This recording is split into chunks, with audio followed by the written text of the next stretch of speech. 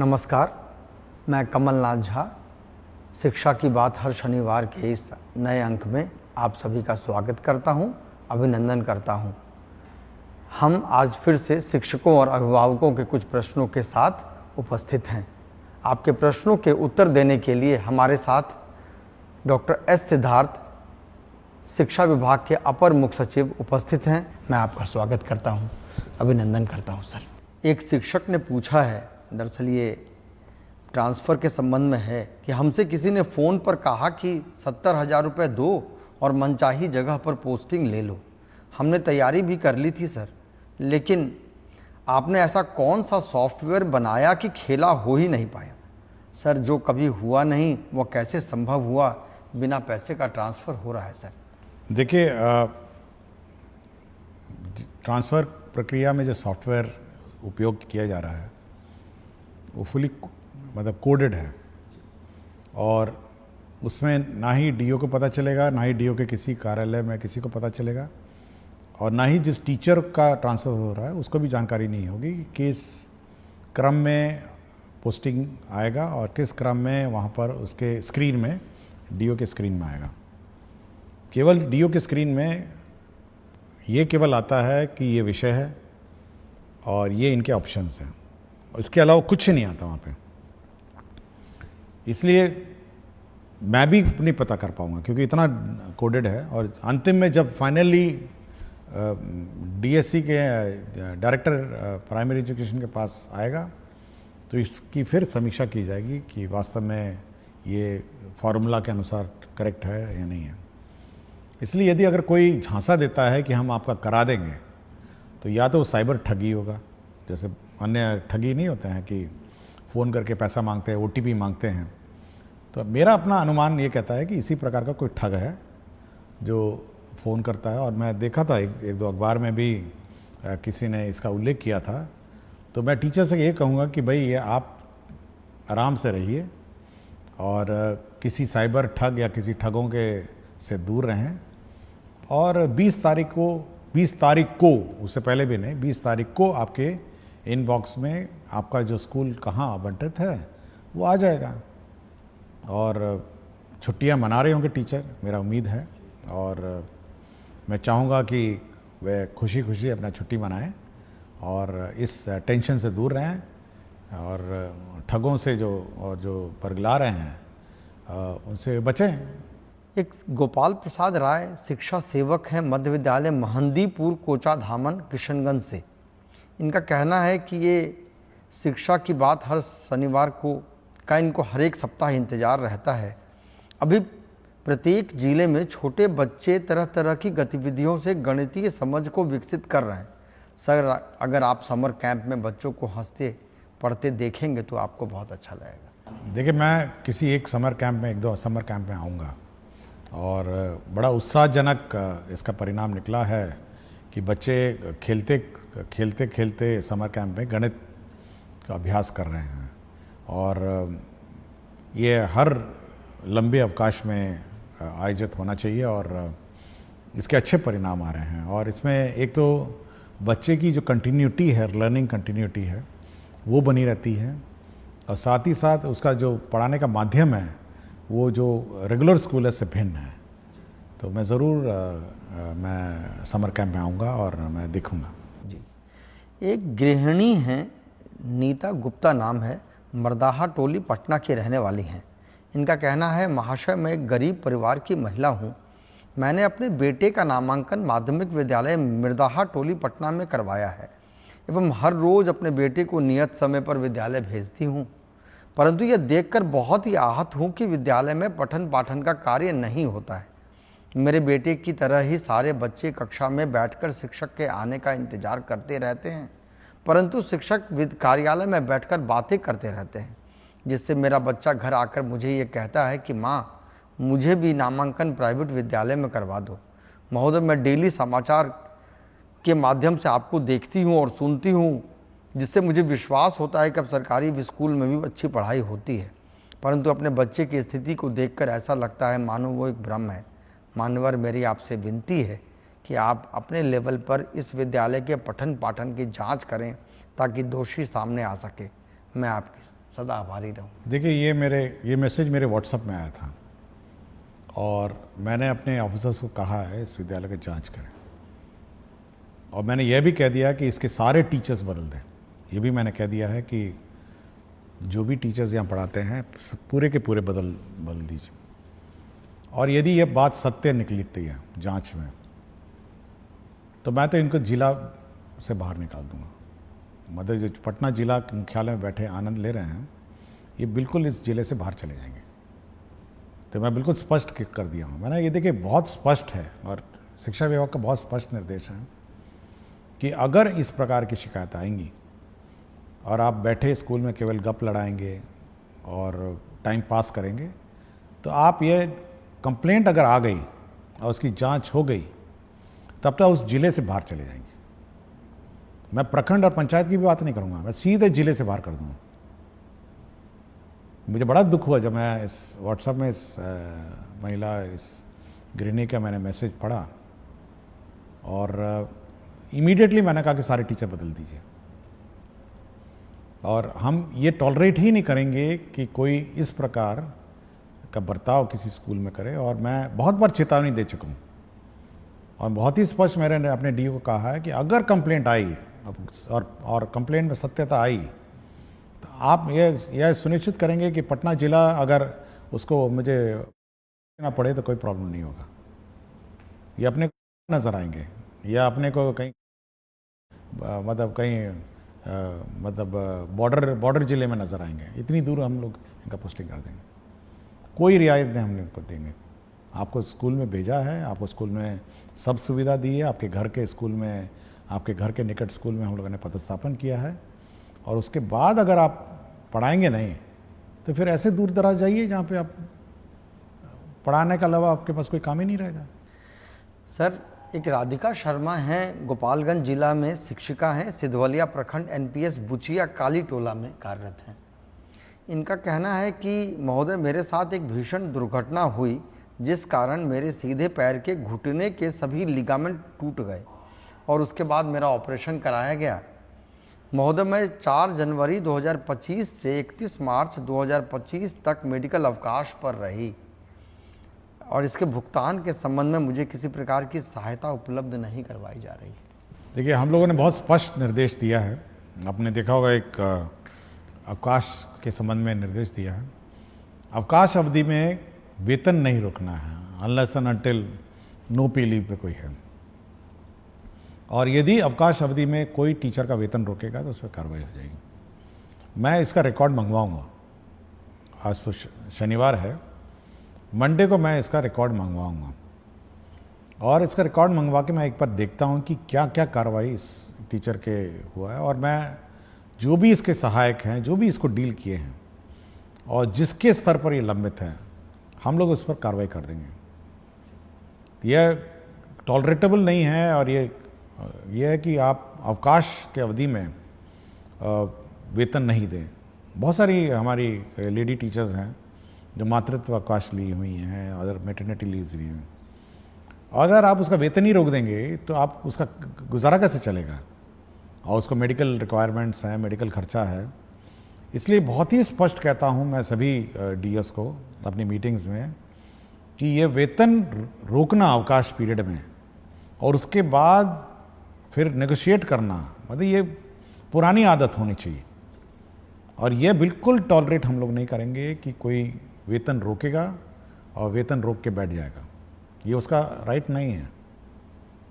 अगर अन्यथा कोई डिपार्टमेंट प्रोसीडिंग है या अन्य कोई इश्यूज हैं या एब्सेंटिज्म में बात अलग है, लेकिन अवकाश के चलते आप वेतन नहीं रोक सकते। सर, एक उत्क्रमित उच्च विद्यालय महावला पंचायत ढोबा मिलिक रुपौली पूर्णिया के एक शिक्षक हैं, साइंस टीचर हैं। ये कहते हैं कि respected sir, greetings, I would like to bring to your kind attention that the building of my school has been incomplete for last 5 years. Our school has an enrollment of approximately 700 students, but due to incomplete construction, regular teaching and learning activities are being severely affected. Therefore, I humbly request you to kindly take necessary action. ये बड़ी अच्छी बात है कि 700 बच्चे school में हैं और स्कूल इनकम्प्लीट है, इसको हम लोग ऑन प्रायोरिटी बेसिस हम लोग जो कार्यपालक बनता है उसको हम लोग भेजेंगे ऑन मंडे और इंश्योर करेंगे ये टाइमली अब अनदर 1-2 महीने में इसको कंप्लीट हो जाए, ताकि बच्चे को मतलब भवन का अभाव नहीं हो। और इसी प्रकार हम लोगों ने जो इस साल की कार्य योजना भी बनाई है कि जितने भी इस प्रकार के क्लासरूम के शॉर्टेज वाले रूम्स हैं, रेगुलर क्लासरूम्स हम लोग कंस्ट्रक्शन का सैंक्शन हम लोग इसी महीने सभी कर देंगे कि पूरे राज्य में हमारे क्लासरूम्स, हमारे बाथरूम, टॉयलेट, हमारे वाटर सप्लाई सिस्टम्स, इलेक्ट्रिफिकेशन, ये सारा हम लोग इस महीने पूरे राज्य का सैंक्शन कर देंगे। तो इसलिए जिनके पास है भी नहीं और जिनके यहाँ रूम्स की कमी है वह इस बात से जानकारी देना चाहूँगा कि वहाँ पर भी हम लोग अब classroom, additional classrooms, toilets, water supply और इलेक्ट्रिफिकेशन ये ऑन प्रायोरिटी बेसिस, और जहाँ जहाँ इंक्रोचमेंट और अन्य इश्यूज़ हैं और बाउंड्री भी हम लोग इस साल निर्माण कराएंगे। Thank you sir. सर एक सर मधवापुर प्रखंड है मधुबनी जिले के, वहाँ के एक सिटीज़न हैं, वो एक सवाल रख रहे हैं कि हमारे प्रखंड में टोला सेवक एवं मरकज सेवक की कई सीटें रिक्त हैं, परंतु इसके बावजूद एक भी सीट जारी नहीं की गई है कि शिक्षा व्यवस्था एवं नियोजन प्रक्रिया के पारदर्शिता के विपरीत प्रतीत होता है। जानकारी प्राप्त हो रही है कि कुछ अधिकारियों द्वारा गलत तरीके से 0 सीट की रिपोर्ट विभाग को भेज दी गई, जिससे योग्य अभ्यर्थियों के अवसर बाधित हो रहे हैं। आपसे निवेदन है कि इस संबंध। देखिए, तालमी मरकज़ और जो टोला सेवक हैं, जो इन दोनों की बहाली हो रही है और एक डेडलाइन फिक्स्ड है। हम लोग देखिए बहुत सारे माननीय उच्च न्यायालय में भी वाद लंबित हैं। हम लोगों ने ये कहा है कि जहाँ जहाँ उच्च न्यायालय में वाद लंबित नहीं है वहाँ की बहाली करें, और जहाँ पर माननीय उच्च न्यायालय में वाद लंबित है उनका जैसे जैसे निपटारा होगा हम लोग बहाली करेंगे। इनका क्या मामला है ये मुझे देखना पड़ेगा, और मैं अगला सप्ताह इसको देख लूँगा कि ये वास्तव में माननीय उच्च न्यायालय में ये वाद लंबित हैं या कोई अन्य जैसे बता रहे हैं। इसको मैं रिजॉल्व अगले सप्ताह इसको कर दूँ। सर एक विजय कृष्ण त्रिपाठी हैं, ये विशिष्ट शिक्षक हैं संस्कृत के, नगर पंचायत माध्यमिक शिक्षक, राज्यकृत उच्चतर माध्यमिक विद्यालय मशरक के हैं, सारण बिहार से। इनका कहना है कि आदरणीय अपर मुख्य सचिव शिक्षा विभाग बिहार सरकार को मेरा सादर प्रणाम। मेरा कहना है कि इस शिक्षा कोष पर विशिष्ट शिक्षकों हेतु क्षतिपूर्ति अवकाश का विकल्प नहीं दिया गया है, जबकि नियमित विद्यालय के अध्यापकों को क्षतिपूर्ति अवकाश का विकल्प दिया गया है। ये इस संबंध में क्यों भेदभाव किया गया, इसके संबंध में? नहीं, ऐसा कोई भेदभाव नहीं है। और जितने भी सरकारी शिक्षक हैं, विशिष्ट शिक्षक हों, TRE 1, TRE 2, TRE 3 और जो पुराने शिक्षक हैं, सभी को अवकाश एक ही मापदंड है, ये अलग अलग मापदंड नहीं है। और मेरे ख्याल से एक बार फिर मैं अनुरोध करूंगा शिक्षक से कि अपना वेबसाइट में एक बार फिर चेक कर लेंगे। सारे अवकाश जो अन्य टीचरों के लिए अलाउड है वह इनको भी अलाउड है। केवल आपका नियोजित जो पुराने पंचायत स्तरीय है जो टीचर हैं वो वैसे भी इस शिक्षा कोष में मतलब वह भी उनकी निकाय जो है वो स्थानीय निकाय है जो अवकाश देती है, बट सरकारी शिक्षक जो हैं उनकी अवकाश तालिका एक साथ है, एक ही बराबर है, अलग अलग नहीं। सर एक सोनू मिश्रा है, ये विशिष्ट शिक्षक हैं, इनका कहना है कि सर आपके द्वारा शिक्षा की बात हर शनिवार कार्यक्रम के माध्यम से शिक्षकों की कई सारी समस्याओं का समाधान किया जा रहा है, जिसके लिए बिहार के तमाम शिक्षक आपके प्रति कृतज्ञ हैं। महाशय, मेरा प्रश्न यह है कि एक ही प्रवृत्ति और एक ही समान प्रक्रिया से बहाल शिक्षकों के वेतन में अलग अलग जिलों में काफ़ी भिन्नता है।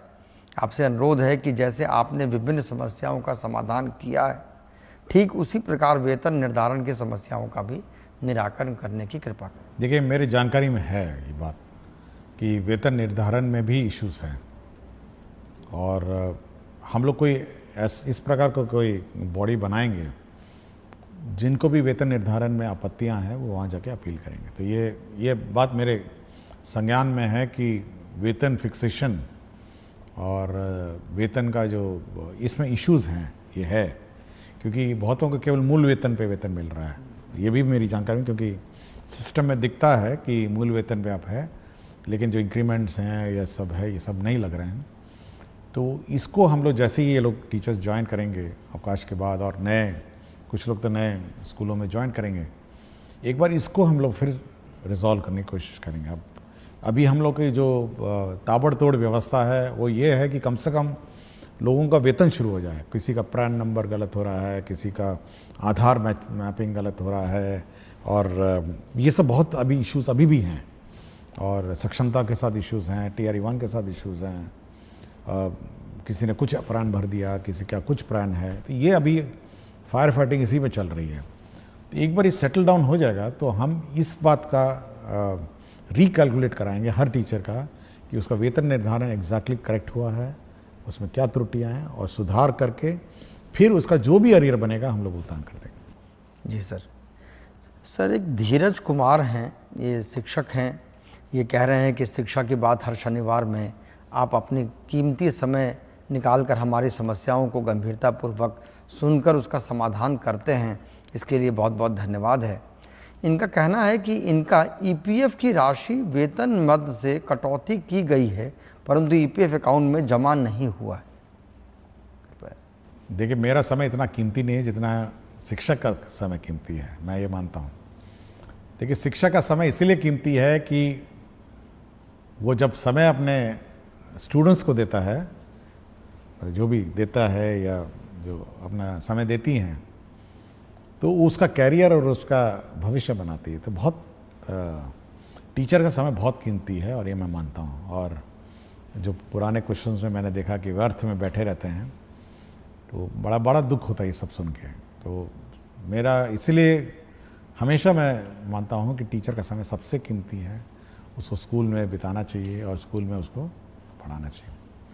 जहाँ तक EPF की बात है, मैं वो जैसे पिछले प्रश्न में मैंने आपको कहा, एक बार ये फाइनली एक बार सेटल डाउन हो जाए तो पुराने जो विशिष्ट शिक्षक शायद EPF वाले थे, तो हम लोग ये रिकैलकुलेट करेंगे कि EPF में कितना बकाया है, और ये इंश्योर करेंगे कि मतलब इसी महीने कम से कम EPF की प्रक्रिया है, तो इसी महीने कम से कम EPF का हम लोग सुनिश्चित करेंगे कि EPF की कटौती अपने अपने अकाउंट्स में चली जाए। सर, एक झूमी कुमारी शिक्षिका है उत्क्रमित मध्य विद्यालय मर्धन डांगी, प्रखंड दिघल बैंक, जिला किशनगंज की। ये सर, ये आपकी बहुत बड़ी फ़ैन हैं। महोदय, मैं उत्क्रमित मध्य विद्यालय मर्धन डांगी, प्रखंड दिघल बैंक, जिला किशनगंज की शिक्षिका हूँ। महाशय, एक अनुरोध कर रही हूँ कि जिस प्रकार बच्चों को पोशाक की सुविधा उपलब्ध कराई जा रही है, उसी प्रकार बच्चों को जूता एवं टाई की सुविधा होने से ग्रामीण क्षेत्र के बच्चों के लिए वरदान साबित होता है। महोदय, अपने स्तर से व्याप्त भ्रष्टाचार और लाबी को समाप्त करने का कदम उठाया है आपने, आपको बहुत धन्यवाद कह रहे हैं सर। और इसी प्रकार का एक सवाल सर, जितेंद्र नारायण शार्दुल हैं, ये उत्क्रमित मध्य विद्यालय के शिक्षक हैं। ये इनका कहना है कि इनको स्पोर्ट्स ड्रेस के लिए ये मांग रख रहे हैं, जिसमें लड़कियों के लिए अगर स्कर्ट की सुविधा होती है, जो स्पोर्ट्स खेलने वगैरह में सुविधा होगी, जिसे बच्चे बैगलेस डे के दिन उपयोग कर सकते हैं। तो इस तरह की मांग सर ये दोनों शिक्षकों ने रखी। देखिए, प्राइवेट स्कूल में तो कुछ प्राइवेट स्कूल टाई और जूता पहन के आने को कहते हैं, और उसमें अभिभावक का ही खर्चा होता है। देखिए, हर चीज़ के पीछे राशि की उपलब्धता भी इश्यूज़ है। हमारे यहाँ करीब 2 करोड़ बच्चे हैं, मोटा मोटी 2 करोड़ बच्चे हैं, और जूता सॉक्स और मोज़ा भी है, मोज़ा, टोपी और टाई, इसका हम लोगों ने हिसाब किताब लगाया था एक बार। इतनी बड़ी राशि हो गई थी कि हम लोग थोड़ा सोचे कि इस पर बाद में विचार किया जाएगा। और मैं कभी कभी फ़ोटो भी देखता हूँ बहुत सारे स्कूल्स में कि अभिभावक ने अपने आप ही, सब लोगों ने खरीद के, टाई खरीद के बच्चों को दिया है, कुछ लोग जूते में भी आते हैं, और मैं लड़कियों को देखता हूँ कभी कभी कुछ स्कार्फ भी पहनी हुई हैं। और विभिन्न स्कूलों ने अपने अपने परिवर्तन और अपने किया है, और हो सकता है इस पर तो अभिभावक पर काफ़ी बोझ पड़ता होगा। लेकिन अभी क्योंकि टोटल अलॉटमेंट अगर आप देखेंगे इस राज्य में 1/5, एक 1/5 का भाग का बजट जो है केवल शिक्षा विभाग में व्यय होता है। और इतना बड़ा बजट व्यय होने के बावजूद भी फिर जब हम लोग ये कैलकुलेट करते हैं तो ये और उसको आकार और बड़ा कर देता है। तो भविष्य में सोचेंगे, बट ये अच्छा विचार है। जहाँ तक स्पोर्ट्स के लिए टी शर्ट और अन्य की बात है, तो हम लोग पहले शुरुआत ये करेंगे कि जो बच्चे स्पोर्ट्स में अब रुचि रखेंगे, जो बच्चे स्पोर्ट्स में मतलब रुचि रखेंगे, उनको सीमित रूप में, मतलब लिमिटेड, हम लोग कोशिश करेंगे। क्योंकि अभी हाल में आपने देखा होगा जो स्कूलों में स्पोर्ट्स इवेंट हुआ था, तो टी शर्ट भी जो विनर्स हैं उनको मिली थी। तो कुछ सेलेक्टेड जो आउटस्टैंडिंग स्पोर्ट्स मैन और वुमेन है, जो बच्चे हैं, तो उनको टी शर्ट की व्यवस्था करने की कोशिश करेंगे। हरिप्रसाद नायक हैं अरनामा वासुदेवपुर लोकहा मधुबनी की। इन्होंने कहा है कि जन जन की ये पुकार है कि लंबे कार्यकाल तक शिक्षा विभाग के पद पर रहें डॉक्टर एस सिद्धार्थ। शुरू किया उन्होंने। मान्यवर, आपने जिस कार्य कौशल के तहत शिक्षकों की दैनिक उपस्थिति में सुधार की है, इस कृति के लिए प्रार्थना है कि बिहार सरकार आपको एक प्रशंसा पत्र प्रदान करे और आपके द्वारा किए गए इस कार्य को इतिहास के पन्नों में स्वर्ण अक्षरों में सचित्र अंकित किया जाए।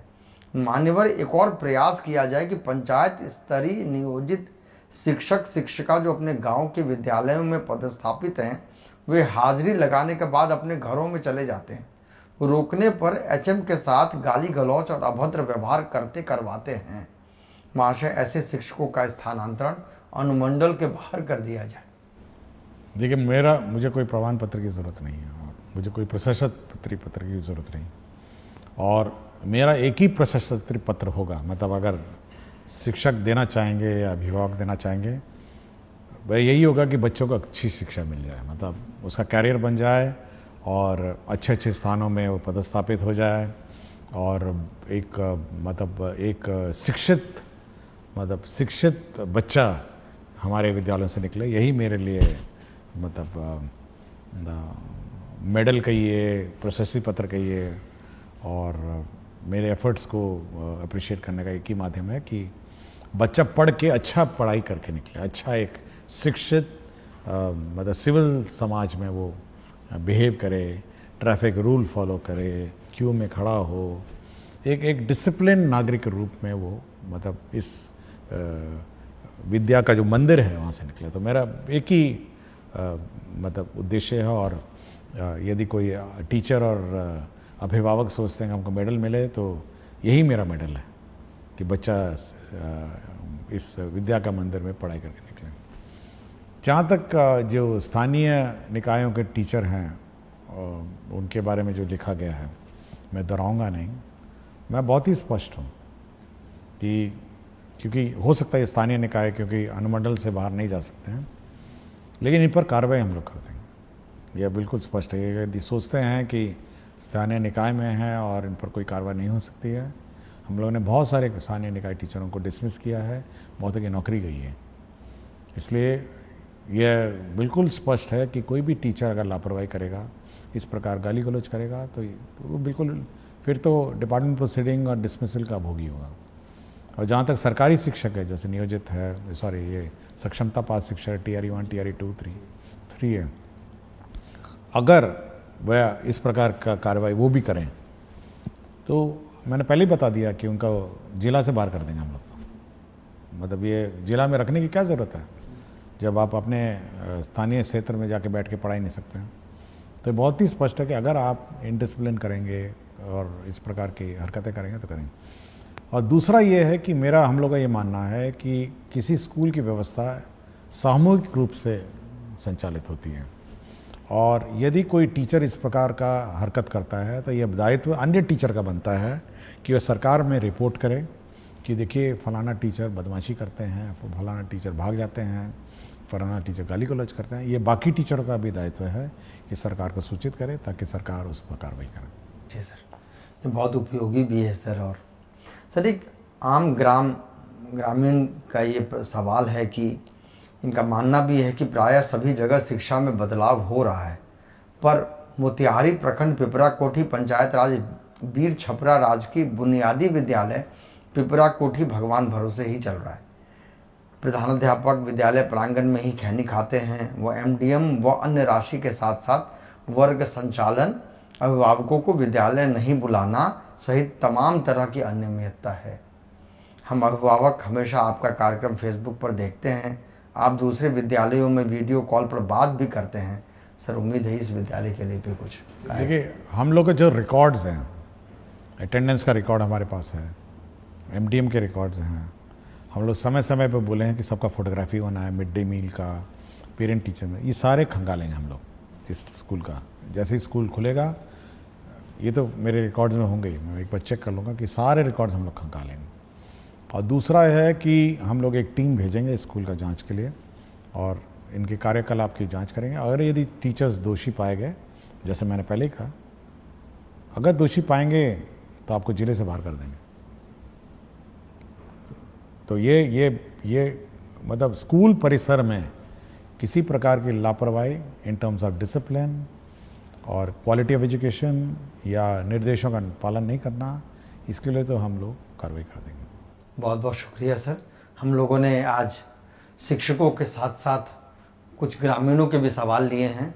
सर, बहुत बहुत धन्यवाद। सभी शिक्षक, मुझे लगता है कि सब संतुष्ट भी हो रहे होंगे।